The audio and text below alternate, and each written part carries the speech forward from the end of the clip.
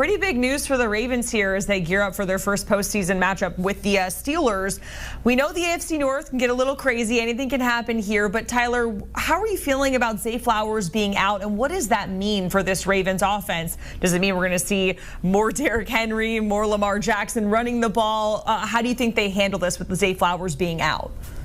Yeah, it certainly adds a different wrinkle to this, right? I think one of the big storylines going into these playoffs, specifically with the Ravens, is how is Lamar Jackson going to fare? I mean, he was able to go to an AFC championship a year ago, but we all have these little doubts of, is he able to really catapult this team to a Super Bowl run, not having your Pro Bowl wide receiver, first Pro Bowl receiver in Ravens franchise history in the first playoff game? Well, that's certainly not great. Now, as you referenced, I still think that this Ravens offense is more than capable of cushioning that blow. Of course, you would love to have Flowers on the field, but as you mentioned, you still have Derrick Henry, who ran for well over 100 yards against this Pittsburgh Steelers defense not too long ago. I believe it was like 160 yards or something along those lines.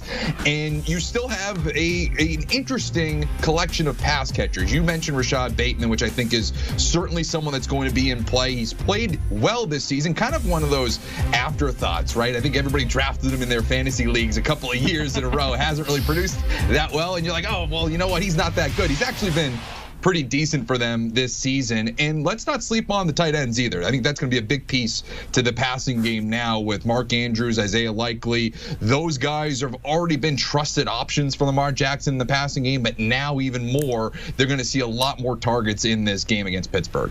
And just to double down, we saw the numbers for the Ravens with Zay Flowers on and off the field. And yes, this is a Pittsburgh team that has lost 4 in a row, and they're not really looking like they're bringing in the same luck that we saw a little bit earlier on in the season, to all of our surprise. But going back to Rashad Bateman, is that enough against this Steelers team? It's still the Steelers. They still have great defense. But do you think Rashad Bateman is going to be enough to get them by for this matchup? Yeah, it might level the playing field a little bit, right? I mean, I think one of the big storylines we talk about with Pittsburgh, especially over this losing streak, is just their inability to score points, right? I mean, they haven't gone over 20 points in that losing streak.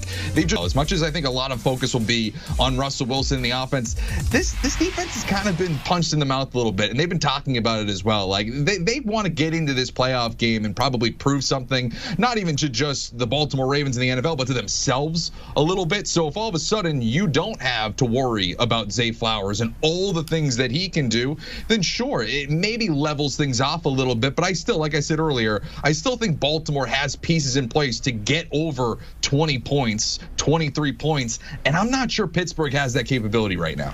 Tyler, let's get into the matchup because, again, it's the AFC North. We know things get crazy. These teams have already played each other a whole lot of times in the regular season.